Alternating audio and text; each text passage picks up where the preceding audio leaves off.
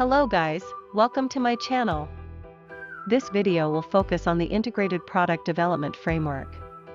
It includes the background and the theory, implementing strategies, and also the challenges faced for the framework. Let's start.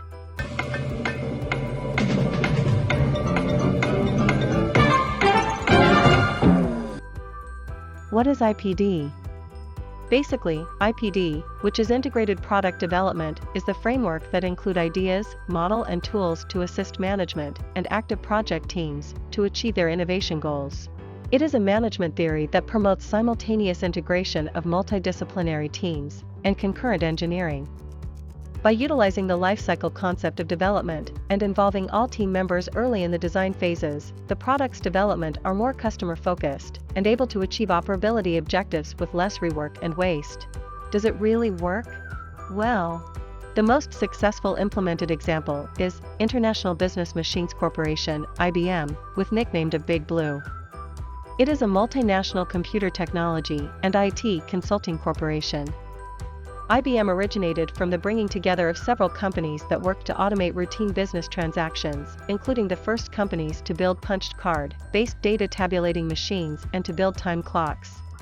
Generally, companies which producing consumer goods tend to have brands with long-lasting vitality. However, for technology companies like IBM, this was clearly not the case. All processes from introduce, improving, and achieve success of a product, until disuse, disappearance and even forgotten by people can be happened within just a few years. In the year 1992, IBM company was faltering with losses, up to $16 billion due to the bloated organization, closed and isolated corporate culture. In that fierce market competition, it encountered severe financial difficulties and been commented by the media as a company which a step to the grave.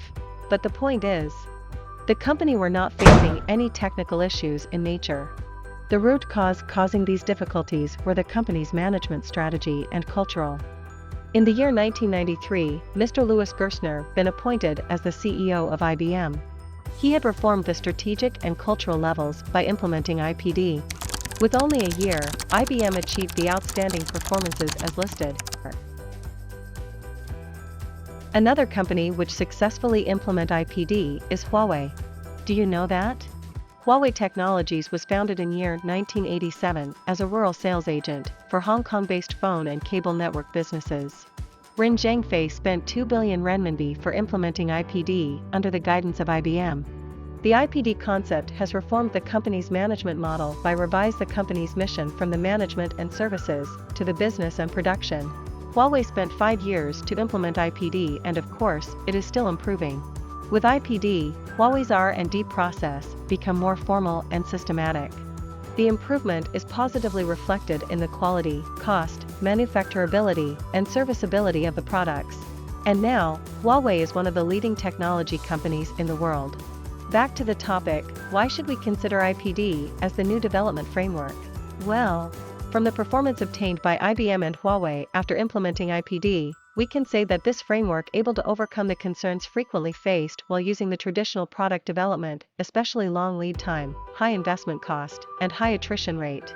The most obvious achievement observed are, effectively manage the development process, speed up market response, shorten the product development lead time, reduce the numbers of abandoned projects and development costs, and improve the product stability, productivity, and serviceability. Coming to the third part of the video, which is the strategies for implementing the IPD framework. There are overall 6 strategies. The first strategy is seeking the new product development as an investment.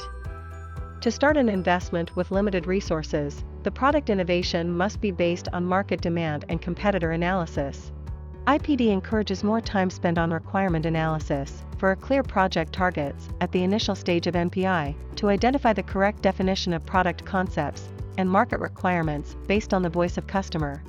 The product innovated based on market can effectively minimize the development attrition rate. Besides, IPD does emphasize practical portfolio analysis for product development. Checkpoints will be set throughout the development process, so if there is project not valued to continue investing, the investment will be stopped at earlier stages to minimize the losses. These can reduce the attrition rate and retain the rate on investment. The second strategy is cross-departmental product development team. IPD integrates members with different functional expertise and works toward a common goal as a team. Engagement of cross-functional team members at the early stages can close the communication gap and avoid miscommunication among the members. Grouping the members as a team also can cultivate strategic fits among the team members.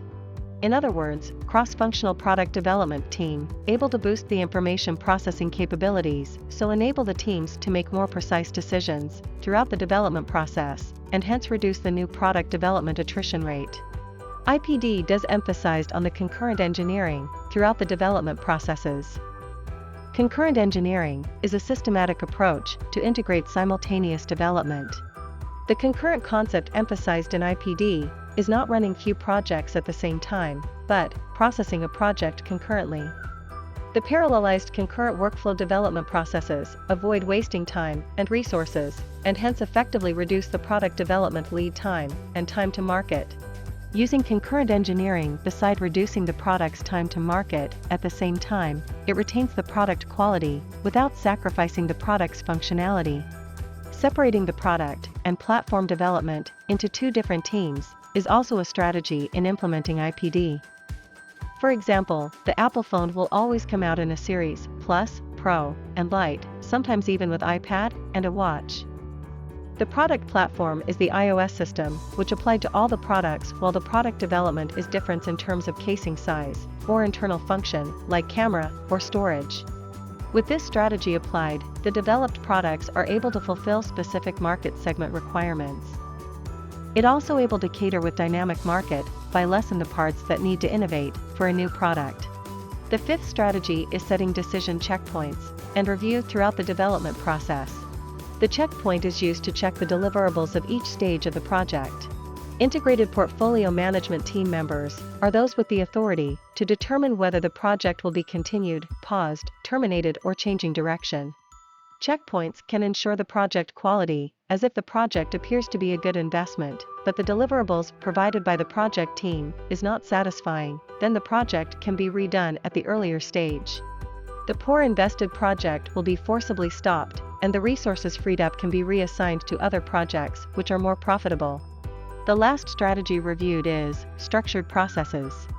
Unlike the traditional innovation process, which carried out with the trial and error method, the ideal innovation production in IPD is repeatable. IPD emphasizes the entire process maturity to ensure product quality consistency. This strategy discretizes the jobs and eases the progress tracking and checking throughout the development process. After reviewed the strategies, let's continue with the challenges that may be faced while implementing IPD. The first challenge is willingness of top management in adapting IPD framework. In a company, top management willingness and interest in adapting a new framework will affect the employee's attitude and hence directly affect the successfulness of the implementation. Besides, IPD implementation may take several years to fully implement and generate profits. Top management must be willing to provide supports in terms of resources and motivation throughout the transition period. The second challenge implementing IPD is lack of knowledge and information. Implementing IPD is not only the team leader needs to be familiar with the framework, but all the team members must fully understand the framework and play their roles in the projects. As long as there are any of the team members do not understand the IPD project framework and ignore their roles in the project is unable to proceed smoothly. Yet, there is no standardized IPD management model defined, which allows other companies to imitate. The IPD management model will vary due to different companies' background and organizations, or even different levels of IPD practices. The next challenges defined is knowledge sharing culture. Since implementing IPD requires members' integration with different functional expertise and aims for seamless communication. However, if the members involved do not have a sense of autonomy and empowerment to share their knowledge, this becomes one of the challenges in IPD implementation. The team will ignore the necessity of knowledge sharing among the members and assume that other members can obtain the information from others or by different methods. This thinking restricted the team's collaboration and always lengthened the information transfer duration. In addition, there is always a problematic assumption in this society, where people will abuse the information once they get it. And due to this, most of the company management will restrict the information flow, even in the company internally. So the product development team members are unable to consider the real condition during their development planning. The last challenge reviewed is poor portfolio management, which is the way a company distribute and allocate the resources, including human resources. In a company, many projects can be carried out simultaneously by different groups of product development team members. However, the resources available in a company are always limited. Most of companies ignore the importance of phases implementation and lumped all the development at the same period. This also will cause the employees to drain in the overloaded project tasks and surely affect their efficiency on the original tasks.